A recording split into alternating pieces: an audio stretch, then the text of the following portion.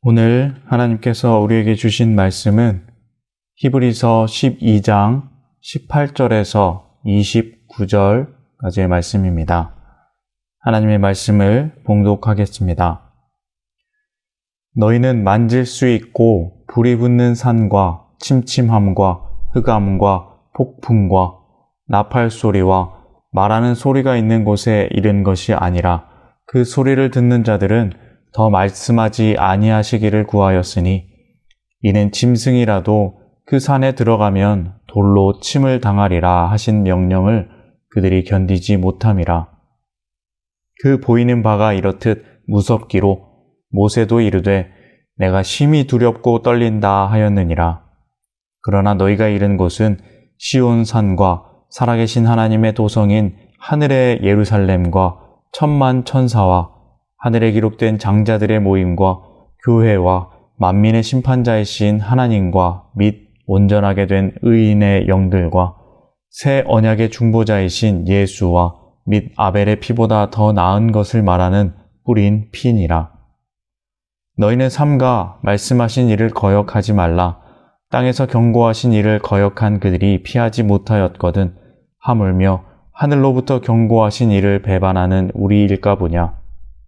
그때에는 그 소리가 땅을 진동하였거니와 이제는 약속하여 이르시되 내가 또 한 번 땅만 아니라 하늘도 진동하리라 하셨느니라. 이 또 한 번이라 하심은 진동하지 아니하는 것을 영존하게 하기 위하여 진동할 것들 곧 만드신 것들이 변동될 것을 나타내심이라. 그러므로 우리가 흔들리지 않는 나라를 받았은즉 은혜를 받자. 이로 말미암아 경건함과 두려움으로 하나님을 기쁘시게 섬길지니 우리 하나님은 소멸하는 불이심이라. 아멘. 여러분, 불의 무서움을 아시나요? 요즘에 다시 날이 쌀쌀해지고 건조해지면서 불에 대한 경각심을 키워야 할 때인 것 같습니다. 제가 군대에 있을 때 군 소방대 1년 정도 근무했던 적이 있습니다. 배를 타다가 육지로 왔을 때 화학대와 소방대가 같이 있는 곳에 근무했었는데 거기서 소방차에 대해서 배우고 실제로 부대 내 배나 건물에 불이 나거나 부대 주변의 민간 시설에 불이 나면 소방차를 타고 소방복을 입고 불을 끌어 다니곤 했습니다. 처음에 근무하면서 에이 그래도 진짜 불이 얼마나 나겠어 했는데 실제로 소방대에 있어 보니 불은 굉장히 자주 났습니다. 거의 한 달에 한두 번은 훈련이 아닌 실전 화재 출동을 했던 것 같습니다. 저는 그때 처음으로 알았습니다. 불이 얼마나 무서운 것인지 말입니다. 실제 소방관들은 우리 군인들보다 숙련되어 있어서 출동도 빠르고 불을 끄는 기술도 더 좋았습니다. 군인인 저희들도 훈련을 받고 24시간 돌아가면서 당직을 서고 재빠르게 출동하는 훈련을 계속해도 전문 소방대원과는 그 대응이 질적으로 달랐습니다. 실제로 화재 신고를 받고 부대에서 출동해서 현장에 도착하면 불은 이미 일반 소방대원들에게 의해 거의 다 꺼지거나 마무리 단계인 경우가 많았습니다. 그래서 저는 출동을 했어도 불이 꺼지고 있는 장면을 많이 보곤 했습니다. 그런데 그렇게 화재 현장을 마무리하면서 느낀 것이 있었습니다. 이 불이란 것이 다녀간 자리는 그야말로 아무것도 당해낼 것이 없다 하는 것입니다. 불이 난 집이나 건물 안에 들어가 보면 그냥 단순히 검은 그을음만이 가득할 거다 생각할 수 있는데 그게 아니었습니다. 가구나 가전제품들 이런 것들은 그 형체를 알아볼 수도 없이 다 불타버리고 사람이 살고 있었던 그 공간의 형체는 거의 알아볼 수 없고 대충의 구조만 파악할 수 있는 뼈대 정도 남아 있었습니다. 화재의 원인은 대부분 전기합선, 전기선의 노화 또는 부주의였습니다. 그러니까 큰 실수가 아니라 작은 실수 한 번이 우리가 생각하는 것 이상으로 모든 것을 싸그리 태워버린다는 것입니다. 불은 정말 무서운 것입니다. 자나깨나 불조심해야 합니다. 오늘 말씀에 불에 대한 이야기가 나옵니다. 그런데 여러분, 우리가 여기서 중요하게 봐야 할 점은 하나님은 불이시다라는 것입니다. 29절의 말씀처럼 소멸하는 불이십니다. 처음에 저는 이 말뜻을 잘 이해하지 못했습니다. 아니, 이해하기가 조금 꺼려졌던 것 같습니다. 불이란 것은 정말 무서운 것인데 하나님이 왜 소멸시키시는 무서운 불이실까? 다른 뜻이 있는 것은 아닐까? 여러분 혹시 그런 생각 안 해보셨나요? 사랑의 하나님이 구약의 어떤 부분에서는 대단히 무서운 분으로 나오고 모든 것을 파괴시키고 죽이시는 정말 두려운 불 같은 분으로 나오는 것입니다. 이 부분이 이해가 되지 않습니다. 그리고 믿지 않는 어떤 세상 사람들은 이것을 가지고 트집을 잡는 경우도 있습니다. 왜 너희가 믿는 하나님은 그렇게 자신이 창조한 사람들을 멸하실 정도로 불 같으신 분이시냐? 말이 안 되지 않느냐? 이상하지 않느냐? 그게 신이냐? 하는 물음에 우리는 무엇이라 대답해야 할까? 그렇지 않다. 잘못 이해한 것이다 라고 말하고 싶지만, 부인해보고 싶지만, 그런데 사실 실제로 그러합니다. 오늘 18절부터는 신의 산에 임하신 하나님의 모습이 나오는데 그 모습은 실로 엄청나게 두려운 모습입니다. 하나님의 말씀이 임한 그 산은 침침함과 흑암이 있고 사람들은 그 산에서 나오는 소리를 듣고는 다시는 그 소리를 듣고 싶지 않다 하기까지 합니다. 너무 두렵기 때문입니다. 사람뿐만 아니라 짐승도 두려워합니다. 짐승도 그 산에 가면 돌로 침을 당해 죽을까 두려워 떨게 됩니다. 심지어는 오늘 말씀에는 모세조차 두려워했다 하는 말이 나옵니다. 21절의 말씀입니다. 그 보이는 바가 이렇듯 무섭기로 모세도 이르되 내가 심히 두렵고 떨린다 하였느니라.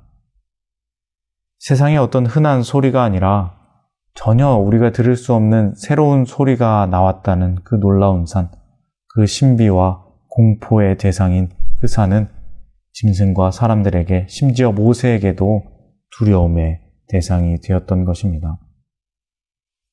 레위기를 보면 하나님이 시내 산에서 율법을 주실 때 하나님은 정말 여러 어려운 법들을 주십니다. 제사를 지내고 가축을 잡아 피를 뿌리고 정결하게 하는 여러 가지 어려운 규례들을 주십니다. 사람들은 이런 것들을 왜 해야 하는지 궁금하기도 하고 또 물어볼 수도 있었지만 그렇게 하지 않았습니다. 하나님이 하라고 하시니 그렇게 제사를 드립니다. 그렇지 않으면 그 두렵고 놀라운 음성에 죽기 때문입니다.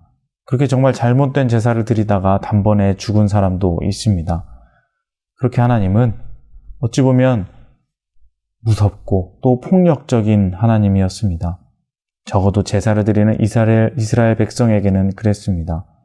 하나님의 진정한 뜻을 그들은 그 사랑을 몰랐던 것입니다. 그저 우리의 생각의 한계대로 두려운 마음을 가지게 될 뿐이었습니다. 하지만 하나님은 분명히 사람의 생각을 뛰어넘는 분이셨습니다. 두려움이라는 감정은 우리의 눈과 귀를 가릴 수 있습니다. 우리의 상황 판단이 지혜롭지 못하게 만들 수 있습니다. 여러분, 불은 무서운 존재입니다. 이미 그것을 경험하신 분도 아마 계실 것이고 우리가 다 알고 있는 사실입니다. 하지만 우리 인간의 부족한 경험에 의한 두려움이 하나님을 그렇게 우리의 생각 안에서 제한시키고 있는 것은 아닌지 생각해 봅니다. 하나님은 우리의 생각보다 크신 분이십니다. 우리가 생각한 불, 모든 것을 다 태워버릴 만큼 무서운 불 같은 그분은 사실 처음부터 더 나은 것을 지키기 위한 불이었습니다. 불을 두려워한 모세를 한번 생각해 봅니다. 처음에 하나님께서 모세를 만나셨을 때 어디서 만나셨는지 기억하시나요? 불붙은 떨기나무에서 만나셨습니다. 불로 임하신 것이죠. 모세는 생각했습니다. 심판의 하나님, 자비가 없으신 하나님, 이스라엘 백성을 이렇게 고통당하게 하시고 버리신 것 같은 무서운 하나님. 그래서 히브리인을 구하려다 살인까지 하게 된 죄인인 자신을 찾아 심판하시는 분, 그렇게 40년간 광야에서 도망자로 헤매게 하시고 두려움에 떨기만 했던 모세는 그 불같은 하나님이 무서웠을 것입니다. 그래서 그 불로 임하신 하나님의 부르심에 계속해서 거절하고 거부했습니다. 하지만 그때 모세가 간과한 것이 있었습니다. 하나님은 불로써 임하셨지만 그 중심에 있는 떨기나무는 타지 않고 있었다는 사실입니다. 타지 않았던 그 마른 떨기나무처럼 하나님은 그 연약하고 죽기 직전에 이스라엘 백성을 출애굽시키며 구원하셨습니다. 그렇습니다. 우리의 얕은 생각에는 두렵고 무서울 수 있지만 자세히 들여다보면 하나님의 불은 결국 진짜 중요한 것을 지키는 불이셨습니다. 하나님께 정말 중요했던 그 우리의 생명을 완전히 구원하시기 위해 그 중심에 있던 우리를 지키시고 타오르셨던 불같이 사랑하시는 분이 바로 우리 하나님이십니다. 그 사랑의 결과가 바로 하나님께서 새로 주신 새 언약의 중보자 예수 그리스도입니다. 24절의 말씀입니다. 새 언약의 중보자이신 예수와 및 아벨의 피보다 더 나은 것을 말하는 뿌린 피니라. 하나님의 불같은 사랑이 예수님이라는 새로운 언약으로 나타났습니다. 그리고 그 예수님의 피는 아벨의 희생의 피, 즉 이 세상에서 죄악으로 희생된 피를 대표하는 아벨의 일시적인 희생과 완전하지 못한 핏뿌림보다 더 나은 완전한 희생, 완전한 핏뿌림으로 사랑을 완성하셨다는 것입니다. 하나님은 여전히 하늘을 진동하게 하는 무서운 분이시지만, 소멸하는 불이시지만 그 불같이 사랑하심으로 예수 그리스도를 보내신 놀라운 자비의 하나님이십니다. 사랑하는 성도님 여러분, 오늘도 우리 하나님은 우리에게 그 뜨겁고 또 우리가 생각지도 못하게 두려운 것 같은 놀라움으로 우리를 찾아오시는 분이십니다. 때로는 우리가 그것을 몰라 하나님을 오해할 수 있습니다. 왜 이렇게 나에게 실패를 주시나요? 왜 이렇게 나에게 고통을 주시나요? 하나님은 정말 무서운 분이신가요? 그런데 그 놀라움보다 더욱 놀라운 사랑의 불로, 그 소멸하는 불로 우리에게 오시는 분이 바로 우리 하나님이십니다. 내 생각보다 나를 더 사랑하시는 분, 그 사랑으로 우리는 상상도 하지 못할 생명의 구원을 얻게 되었습니다. 그 사랑이 우리에게 우리의 하루하루, 지금의 한 숨결마다 임하게 되었습니다. 오늘 그 사랑이 우리들의 삶에 넘치시기를 축복드립니다. 그 사랑의 숨결로 벅차 올라 그 크신 사랑을 조금이나마 경험하며 감격으로, 기쁨으로 하늘의 복을 받아 누리시기를, 참 아름답고 가치 있는 복음의 삶 살아가시는 우리 모두가 다 되시기를 주님의 이름으로 소망합니다. 기도하겠습니다. 하나님 아버지 감사합니다. 우리가 생각지도 못한 구원의 은혜와 사랑을 허락하여 주시고 오늘도 여전히 그 사랑으로 우리에게 부어주시는 하나님, 그 은혜를 다시 한번 기억하고 다시 한번 감사드립니다. 우리의 부족함을 깨닫고 하나님을 판단하지 않으며 그렇게 놀라운 사랑의 은총을 받으며 살아가는 우리 모두가 되게 하여 주시옵소서. 하나님의 통치하심을 경험하며 살아가는 놀랍고 아름다운 우리 모두의 삶이 되게 하여 주시옵소서. 예수님의 이름으로 기도합니다. 아멘. 생명의 말씀으로 나를 채우사 주의 길 예비케 하소서. 성령의 능력으로 기름 부으사 진리를 선포하소서.